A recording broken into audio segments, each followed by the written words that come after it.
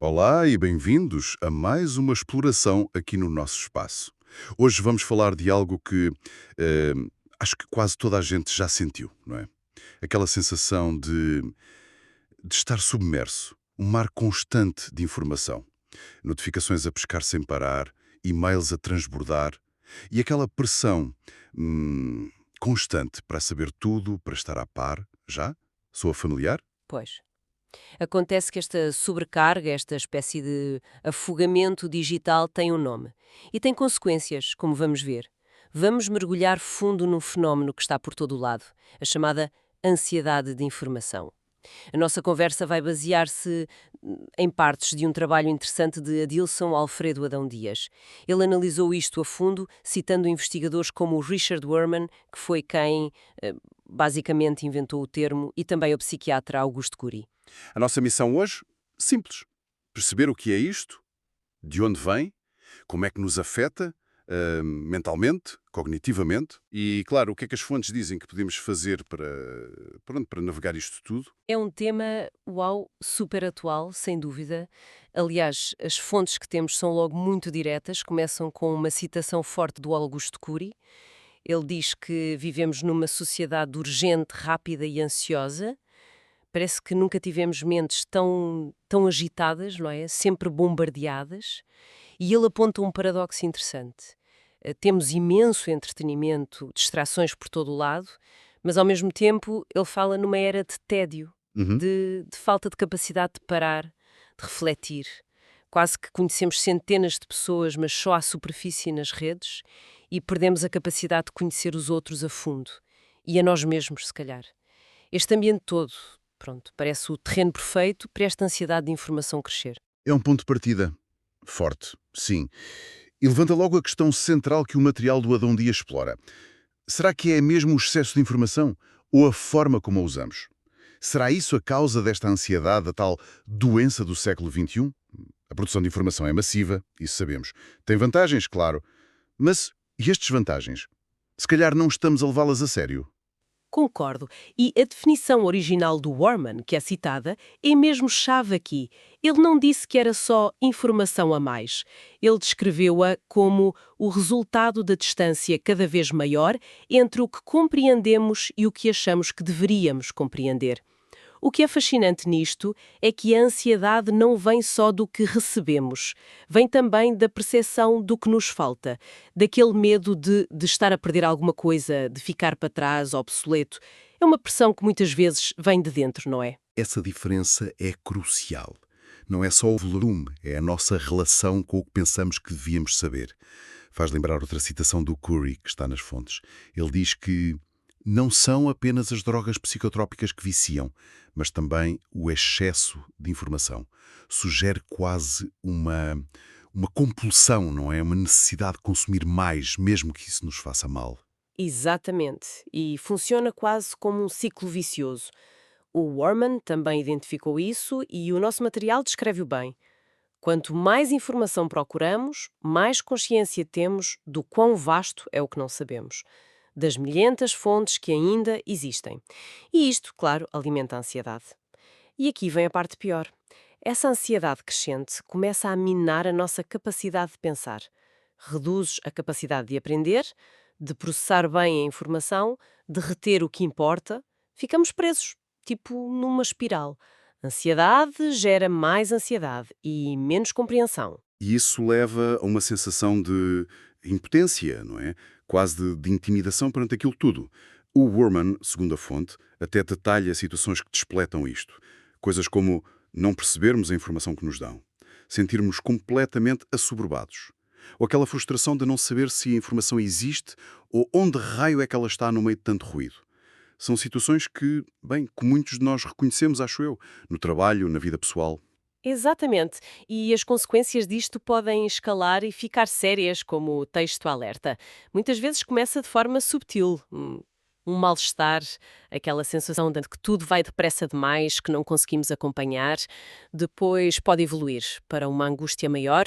A fonte até fala de executivos, por exemplo, que vivem atormentados, a pensar que os outros estão sempre mais informados, mais à frente. O medo constante de ficar para trás. Isso tem um impacto direto na saúde mental, claro. Sem dúvida. A progressão pode levar a desordens de humor, irritabilidade constante, dificuldades em adormecer, porque a cabeça não para. Mas um dos pontos mais alarmantes que o material destaca é o impacto na memória. O texto fala mesmo de degeneração precoce da memória, algo que associávamos a idades mais avançadas, mas que agora se vê em adultos jovens, na faixa dos 20, 30, 40 anos. Os especialistas ligam isto diretamente ao bombardeamento constante de estímulos mídia, notificações do telemóvel, a internet que nunca acaba. É como se a nossa capacidade de guardar memórias estivesse a ser destruída por esta atenção sempre aos bocadinhos. 20 a 40 anos? Credo, é assustador pensar nisso. Quer dizer que o cérebro, que devia estar no pico, já está a mostrar sinais de desgaste por causa disto? É preocupante, sim. E no limite, isto pode levar a níveis de stress crónico altíssimos, com comportamentos que podem ser considerados neuróticos. Um sinal de alerta muito claro, que a fonte também aponta, é a incapacidade de desligar. É estar de fim de semana ou de férias, supostamente a descansar, mas a cabeça continua lá. No trabalho, no e-mail por responder, no relatório pendente, a fronteira entre trabalho e descanso desaparece, não por causa dos outros, mas por uma incapacidade nossa de desconectar. E falando nesse bombardeamento e na dificuldade em desligar, os smartphones parecem ter um papel central nisto, certo? As fontes dão atenção a isso. São ferramentas incríveis para comunicação rápida, o tal just in time, mas parece que, especialmente para quem já é mais ansioso, podem ser muito nocivos para o desempenho cognitivo. O texto fala em dissociação cognitiva. O que é isso exatamente? O material explica isso com base no neurocientista Renato Sabatini. Basicamente é assim: quando estamos concentrados numa tarefa, a ler, a escrever, a resolver um problema e somos interrompidos muitas vezes por uma chamada, uma notificação, não estamos só a pausar. A nível neurológico, estamos a inibir os circuitos do cérebro que estavam a ser usados para processar a informação original. O cérebro é forçado a desviar recursos, a formar um novo circuito para lidar com a interrupção.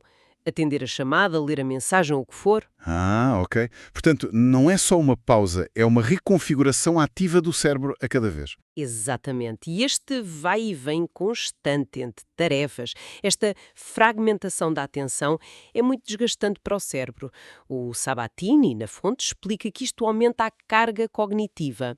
O esforço mental pode levar a lapsos de memória, esquecemos do que estávamos a pensar antes e, mais importante, dificulta a absorção profunda da informação inicial. É como tentar encher um balde com furos, percebes? A água entra, mas perde-se logo. E isto liga-se a outra ideia interessante. Às vezes, a sensação de ter tarefas por acabar, por causa das interrupções, pode ser psicologicamente pior do que a própria avalanche de informação. Falta aquele fecho cognitivo. Faz todo o sentido. E essa sensação de nunca acabar nada, de estar sempre a correr, ui, isso alimenta a ansiedade. Mas a pressão não vem só da tecnologia ou de nós. Há também um lado social e profissional forte, não há? O texto fala da pressão que muitos sentem, avaliados por chefes, influenciados por gurus, pressionados por consultores. Parece que há uma cultura que gera um sentimento de obsolescência. Se não estás a consumir informação nova a cada minuto, estás fora. Sem dúvida. O ambiente profissional hoje, em muitas áreas, valoriza imenso essa atualização constante, estar a par das últimas. Isso cria uma pressão gigante e não afeta só os profissionais. A fonte dá um exemplo forte de um miúdo, o Ricardo Zahlen, com 15 anos, a agenda dele era avassaladora. Escola, línguas, desporto, informática, viola. Ele próprio dizia que queria que o dia tivesse 36 horas para conseguir fazer tudo. Isto mostra bem como esta síndrome, esta pressão para fazer e saber mais, se está a infiltrar em todas as idades. Não é só no mundo das empresas. Um rapaz de 15 anos a achar que 24 horas não chegam. É um sintoma claro de que algo está desajustado na nossa relação com o tempo e a informação. E isto leva-nos à síndrome do excesso de informação. O material esclarece que, ok, ainda não é uma doença isolada nos manuais, mas é cada vez mais vista como parte do stress laboral, do burnout. e tem características próprias. Correto. E aqui reforça-se uma ideia central do material. O problema talvez não seja só a quantidade de informação, que é objetivamente gigante, mas sim a nossa incapacidade de lidar com isso. É a nossa capacidade de filtrar, processar, organizar e, sobretudo, de ignorar o que não interessa, que parece estar a falhar. E neste contexto surge outro conceito muito interessante: a obesidade de informação. Obesidade de informação. Gosto da analogia.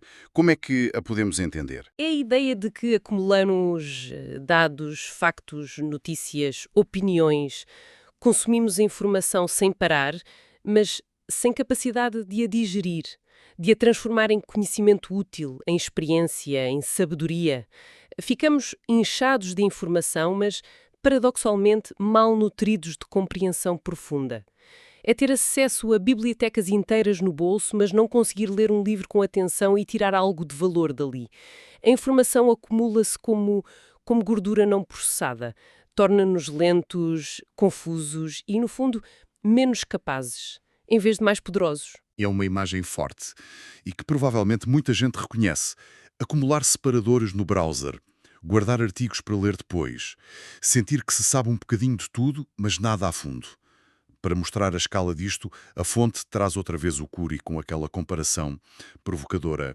Hoje, uma criança de 12 anos tem mais informações do que um antigo imperador de Roma. Claro que, como o autor sugere, podemos questionar se é mesmo assim. Mas a intenção é clara, não é? Exatamente. Não é para levar à letra, mas para nos fazer sentir a magnitude da coisa. Um imperador romano tinha mensageiros, escribas, bibliotecas limitadas. Uma criança hoje tem acesso a tudo o tempo todo. Televisão, rádio, telemóvel, internet, jornais, redes sociais. A informação vem de todo o lado. E talvez seja por ser tanta e tão omnipresente, como sugere o texto, que tantos de nós nos sentimos doentes com isto, a sofrer desta patologia moderna. Certo. Então, depois desta análise toda, desde a definição às causas, sintomas, tecnologia, pressão social, o que é que fica de essencial? Parece claro que a ansiedade de informação não é um exagero, é real. Afeta a saúde mental, a capacidade de pensar, a memória, o nosso bem-estar. E o grande desafio, como as fontes não se cansam de dizer, não é só o volume lá fora. É a nossa capacidade cá dentro de gerir a nossa mentalidade. Aquela velha máxima, informação é poder. Continua a ser verdade, mas com um asterisco, não é? Com o material destaca. Só dá poder se soubermos usá-la. Com critério, qualidade, na dose certa. Acumular por acumular leva a essa obesidade que paralisa. É uma ótima síntese. A informação só serve se for processada, integrada, transformada. E perante este quadro, que pode parecer um bocado sombrio, o que é que podemos fazer na prática? Olha, o autor, o Adilson Dias, com base nas fontes, dá umas recomendações muito diretas. A primeira é um convite à autorreflexão. Fazer uma espécie de check-up pessoal, avaliar honestamente como é a minha relação com a informação. Sinto estes sintomas? Em que grau? Reconheço-me neste ciclo? O primeiro passo é ter consciência. E depois dessa autoavaliação, o que se segue? Depois, a palavra de ordem, quase um grito no texto, é desconectar-se. Não tem que ser radical ou para sempre, talvez, mas de forma consciente, periódica. O autor sugere criar um programa pessoal. Pode ser, sei lá, reduzir a televisão, ter horários sem telemóvel, definir tempos sem redes sociais, fazer coisas offline que nos centrem. O essencial é encontrar um equilíbrio que funcione para cada um, quebrar o ciclo. E essa desconexão parece ligada a outra recomendação fundamental, não? Sim, que é priorizar ativamente a saúde física e emocional, acima de tudo. O texto é muito claro, nenhuma informação, por mais urgente que pareça, vale mais que o nosso bem-estar. Cuidar do sono, da alimentação, fazer exercício, ter momentos de lazer a sério.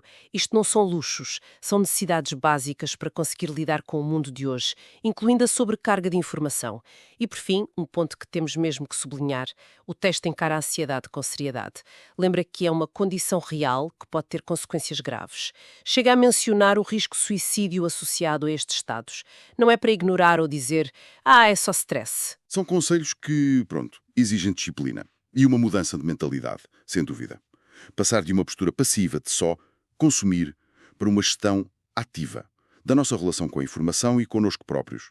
E para fecharmos, talvez valha a pena deixar uma questão no ar, inspirada na mensagem final do texto que nos avisa. Não seja um escravo da dita era da informação.